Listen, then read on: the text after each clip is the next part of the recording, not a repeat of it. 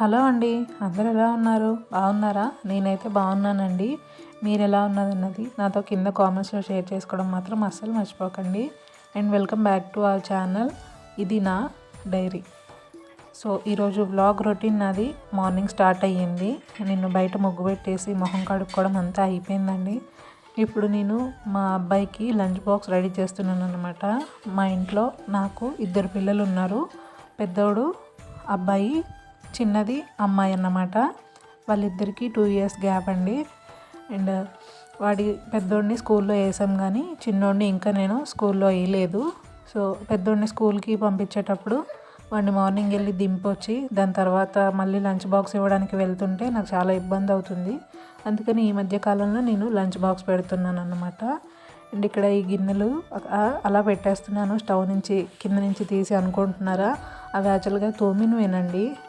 గిన్నెల స్టాండ్లో నుంచి మా పిల్లలు తీసి ఆడి ఆ స్టవ్ కింద పెట్టారనమాట. నేను పెట్టలేదు కదా, ఇవి ఇక్కడికి ఎలా వచ్చాయి అని చెప్పి చూసేసరికి అవన్నీ కూడా నీట్గానే ఉన్నాయి.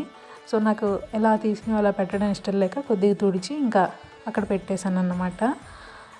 ఇంట్లో పిల్లలు ఉన్నప్పుడు అంతే కదండి, మనం పెట్టిన సామాను పెట్టిన దగ్గర ఉండదు.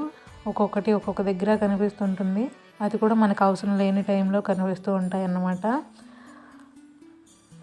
మా ఇంట్లో అయితే ఇలాంటివి మరీ ఎక్కువ. మా 2 పిల్లలు బొమ్మలతో కంటే నా గిన్నెలతోని నా సామాన్లతోనే ఎక్కువ ఆడుతూ ఉంటారు. అండ్ ఇప్పుడు తెల్లవారే వాడికి బాక్స్ ఇస్తున్నాను కదా, అందుకని ఇప్పుడు నేను వంట చేయాలి. ఇప్పుడే కాదు, ఒకవేళ వంట చేయాల్సిన అవసరం లేకపోయినా కూడా నేను ముగ్గేసి వచ్చి మొహం కడుక్కున్న తర్వాత ఫస్ట్ చేసే పని స్టవ్ తుడవడం అండి.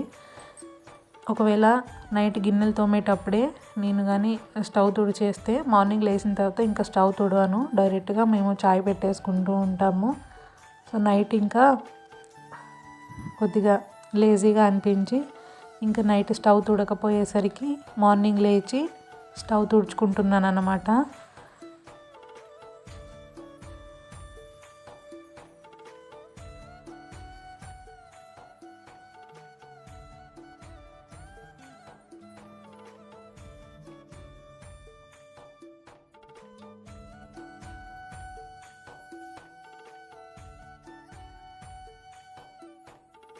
ఇక్కడ నేను ఫేస్ ఇంత చిరాగ్గా పెట్టి మాట్లాడుతున్నా అనుకుంటున్నారా?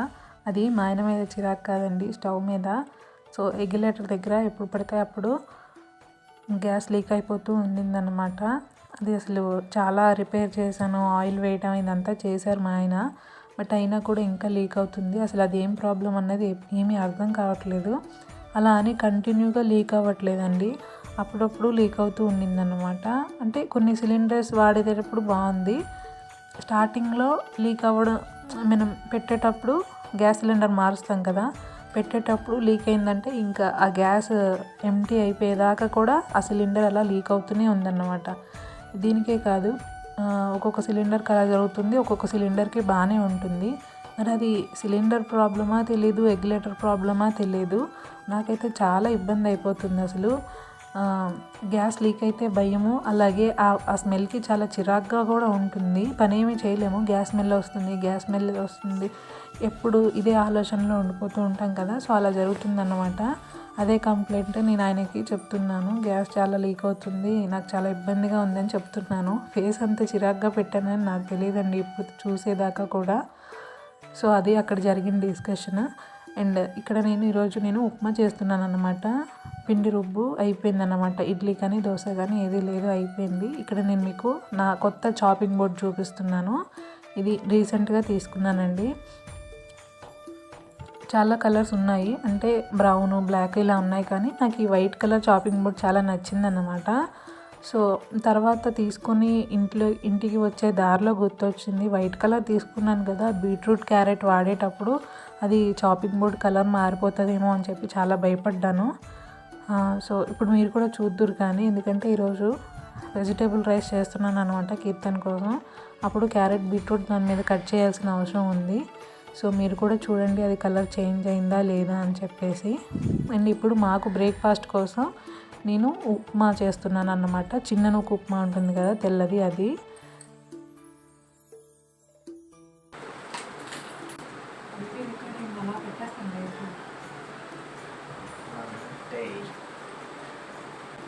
ఇలా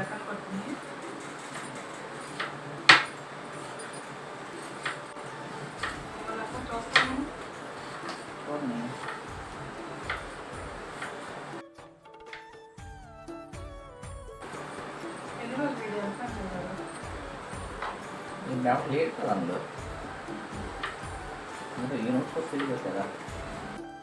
చూసారా మా ఆయన నన్ను ఎక్కిరిస్తున్నాడు అన్నమాట. అదే నేను చెప్తున్నాను వీడియో రికార్డింగ్లో ఉంది, అది నేను యూట్యూబ్లో పెట్టేస్తాను అంటే పెట్టుకో పర్వాలేదు అని చెప్పేసి అంటున్నారు అనమాట.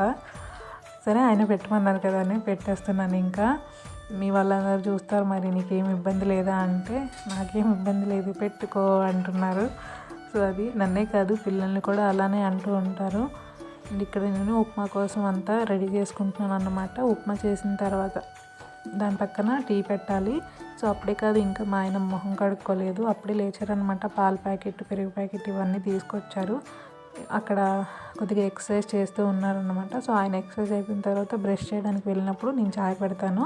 సో ఆయన బ్రష్ చేయడం పూర్తి అయిపోయిన తర్వాత వెంటనే నేను ఆయనకి టీ పోసి ఇచ్చేస్తాను అనమాట. అలాగా ఎందుకని ఇక్కడ సరే ఇంకా టీ పెట్టేది టైం ఉంది కదా అని చెప్పి ఇంకా బ్రేక్ఫాస్ట్ రెడీ చేసేస్తున్నాను. ఎందుకంటే మళ్ళీ కీర్తన్ లంచ్ బాక్స్ రెడీ అయిపోతుంది కదా, రెడీ చేయడానికి లేట్ అవుతుంది కదా, అందుకని.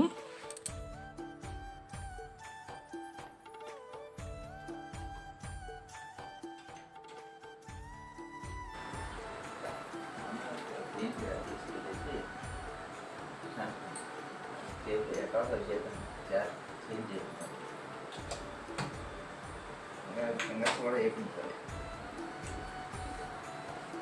ఇప్పుడు క్యాష్ సర్టిఫికేట్ చేయాలంటారు బాగా ఏమిటినా అయినా ఈ స్కూల్ కావాలి.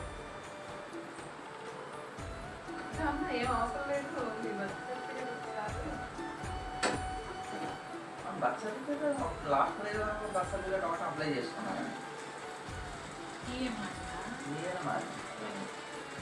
అంటే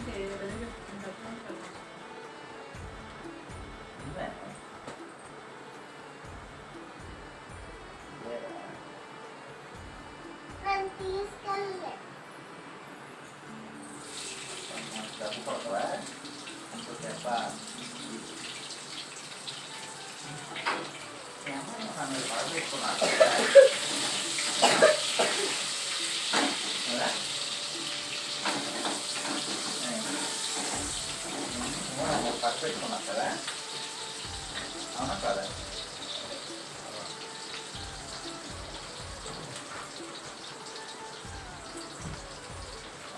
చెప్పేశాడు అని అలా ఉన్నాయి.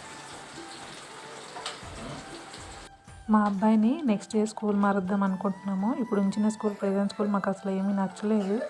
సో ఏదో ఒక స్కూల్ తప్పదు అని చెప్పి ఆ స్కూల్లో అడ్మిట్ చేయడం జరిగిందనమాట. ఇంటి దగ్గరలో ఉంటే నాకు కంఫర్ట్గా ఉంటుంది అని చెప్పేసి అక్కడ అడ్మిట్ చేసాం. కానీ నాకు ఇక్కడ అసలు ఏమీ నచ్చలేదు ఆ school. So next year school మారుద్దామని చెప్పేసి అనుకున్నాము. సో స్కూల్ మార్చే ప్రాసెస్లో అక్కడ వాళ్ళకి క్యాస్ట్ సర్టిఫికేట్ కావాలి అన్నారు. అంతేకాక వీడికి ఇంకా ఆధార్ కార్డులో మా బాబుది ఫింగర్స్ యాడ్ చేయలేదన్నమాట. ఫింగర్స్ యాడ్ చేయాలి వాడికి 6వ సంవత్సరం వచ్చేసింది. సో దానికోసమే అక్కడ మా ఆయన మాట్లాడుతున్నారు అనమాట. ఈ లోపల మా కీర్తన వచ్చి వాళ్ళ డాడీ మీద కోపపడుతున్నాడు, నువ్వు నన్ను కొట్టి తీసుకెళ్ళలేదు అని చెప్పేసి. పాల ప్యాకెట్లకు వెళ్ళారని చెప్పాను కదా, సో అది తీసుకెళ్ళకుండా వెళ్ళిపోయామని చెప్పేసి కోపపడుతున్నారు మా కీర్తన. సో మీ మమ్మీ నా మీద మీరిద్దరు పగపట్టారా అని చెప్పేసి అంటున్నాడు. మీకు సరిగ్గా వినిపించిందా లేదా అని చెప్పేసి నేను మళ్ళీ మీతో చెప్తున్నాను. అలా అంటున్నాడు అన్నమాట. నేను వాళ్ళ డిస్కషన్ వినలేదండి. యాక్చువల్గా నా పని నేను చేసుకుంటున్నాను, నేను దేని గురించో ఆలోచిస్తున్నట్టు ఉన్నాను. నేను అప్పుడు వినలేదు అసలు. సో నేను అందుకే నేను మా ఆయనకి రిప్లై ఏమి ఇవ్వలేదన్నమాట. నన్ను రెచ్చగొడదాం, నన్ను ఏదో ఒకటి అందాము, సరదాగా అలా చిన్న చిన్న గొడవలు పెట్టుకుంటూ ఉంటాం కదా వైఫ్ అండ్ హస్బెండ్ అంటే. సో అలాగా అందాము అనుకొని ఉంటారు పాపం. బట్ నేను వినకుండా నేను ఏదో ఇంకా ఆయన క్యాస్ట్ సర్టిఫికేట్, బర్త్ సర్టిఫికేట్, ఇది ఆధార్ అనేసరికి నేను ఇవన్నీ ఆలోచించుకుంటున్నాను అనమాట. ఇంకా ఆయన మాటలు ఏమీ వినలేదు. ఇప్పుడు నేను ఎడిటింగ్ చేస్తున్నప్పుడు నేను ఆయన మాటలు వింటున్నాను. సో ఇప్పుడు నాకు నవ్వు వస్తుంది.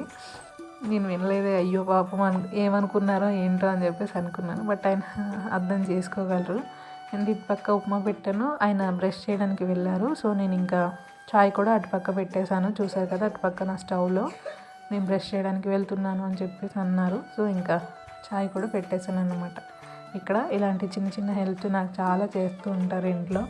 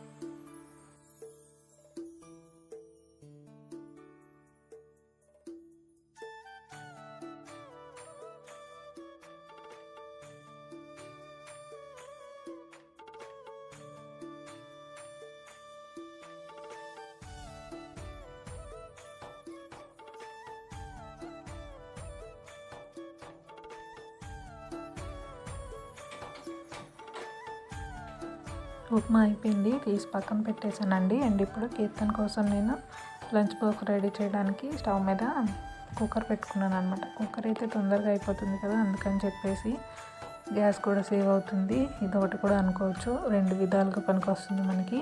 సో కుక్కర్ పెట్టుకున్న తర్వాత ఆయిల్ వేసాను, ఆవాలు జీలకర్ర కొద్దిగా వేసాను. అండ్ తర్వాత నేను ఇప్పుడు ఉల్లిపాయలు వేస్తున్నాను అనమాట. ఇందులో మసాలా సామాన్లు ఏమీ వేయట్లేదండి, ఎందుకంటే పిల్లలకి మసాలా లేకపోయినా పర్వాలేదు. మనం అనుకుంటాము మసాలా వేయకపోతే టేస్ట్ ఉండదు, వాళ్ళు తినరేమో అని. బట్ తింటారండి, ఏదైనా మనం చేసి అలవాటు బట్టే ఉంటుంది. సో ముందు నుంచి మనం మసాలాలు, ఉప్పు, కారాలు ఎక్కువ అలవాటు చేయకుండా ఉంటే మనం ఎలాంటి వంట పెట్టినా కూడా వాళ్ళు తినేస్తూ ఉంటారన్నమాట. అది ఉల్లిపాయలు నేను కొద్దిగా పసుపు ఇంకా కరివేపాకు యాడ్ చేస్తున్నాను అన్నమాట. ఇక్కడ నాకు పచ్చిమిరపకాయలు అయిపోయాయి, అందుకే ఉప్మాలో కూడా నేను ఎండుమిరపకాయలు వేసుకోవాల్సి వచ్చింది. ఏది వేయకుండా ఉంటే ఉప్మాలో అసలు టేస్ట్ ఉండదు కదా అని పచ్చిమిరపకాయలు లేవని ఎండుమిరపకాయలు వేసి ఈరోజు ఉప్మా అలా కానిచ్చేసాను అన్నమాట. అండ్ ఇంకా ఇందులో అయితే ఆ ఎండుమిరపకాయలు కూడా యాడ్ చేయలేదు, కొద్దిగా కారం యాడ్ చేస్తే సరిపోతుంది అని చెప్పేసి.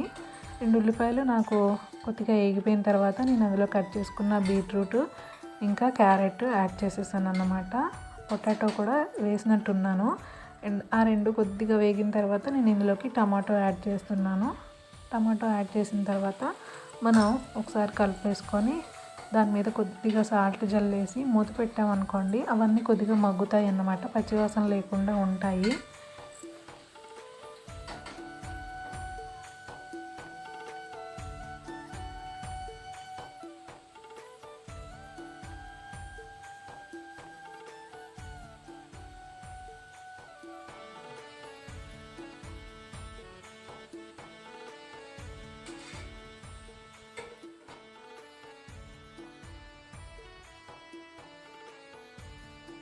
ఈ లోపల టీ మరిగిపోయిందన్నమాట.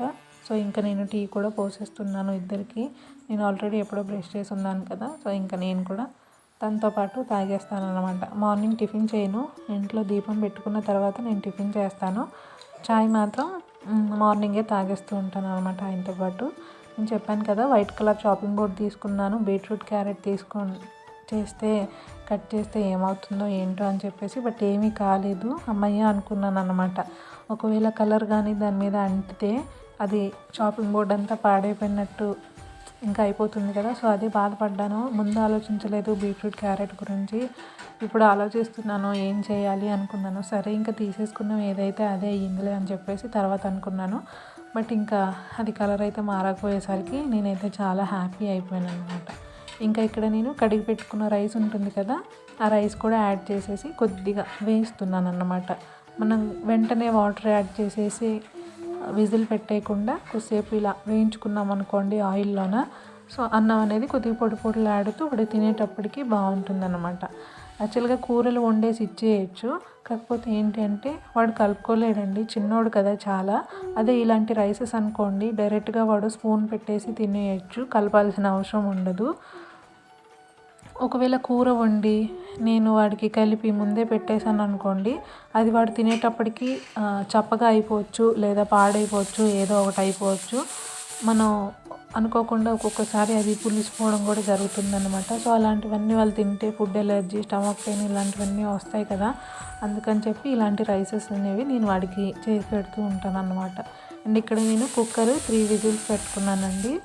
ఒకటేమో హై ఫ్లేమ్లో పెట్టాను ఫస్ట్ది, తర్వాత రెండేమో చిన్న ఫ్లేమ్లో పెట్టుకున్నాను అనమాట. సిమ్లో పెట్టేసి 2 విజిల్స్ పెట్టుకున్నాను అనమాట. సో మనం ప్రెషర్ అంతా పోయాక ఓపెన్ చేస్తే మనకి రైస్ అనేది ఈ విధంగా కనిపిస్తూ ఉంటుంది. కుక్కర్ మూత పెట్టుకునే ముందే మనం సాల్ట్ ఒకసారి చెక్ చేసుకోవాలి. అలాగే కొద్దిగా కారం వేసుకోవాలి. నేను పచ్చిమిర్చి వేయలేదు కాబట్టి. ఒకవేళ పచ్చిమిర్చి వేస్తే కారం కూడా వేయక్కర్లేదు. ఎక్కువ కారం ఎక్కువ ఉప్పు అవ్వకుండా చూసుకోండి, తినేది పిల్లలు కదా అందుకని. ఇది వాడి లంచ్ బాక్స్ అన్నమాట. అది వెజిటేబుల్ రైస్. ఇంకా ఇది ఫ్రూట్ పెట్టాను కదా, అది వాడికి బ్రేక్ బాక్స్ ఉంటుందండి మార్నింగ్ టైంలో. ఆ బ్రేక్ బాక్స్, అలాగే ఆ వైట్ కలర్లో ఉండింది వచ్చేసి మజ్జిగ అన్నమాట. మజ్జిగ కలుపుకొని తింటే బాగుంటుంది నాన్న అని చెప్పేసి వాడితో చెప్పాను. అలానే కలుపుకొని తినమన్నాను, వాడు అలానే తిన్నాడన్నమాట. ఇంకా వీటితో పాటు వాడికి వాటర్ బాటిల్ కూడా ఉంటుందన్నమాట. వాటర్ బాటిల్ ఎందుకులే అని చెప్పి చూపించలేదు అంతే అండి ఈ వ్లాగ్. ఐ హోప్ ఈ వ్లాగ్ మీకు నచ్చిందని నేను అనుకుంటున్నాను. నచ్చితే ఒక లైక్ చేయండి. అలాగే మన ఛానల్ని ఇంతవరకు సబ్స్క్రైబ్ చేసుకోకపోతే ప్లీజ్ అండి ఒక నిమిషం సబ్స్క్రైబ్ చేసుకోండి. అండ్ నేను కలుస్తాను మళ్ళీ నెక్స్ట్ వీడియోలో. సరేనా? బాయ్ అండి.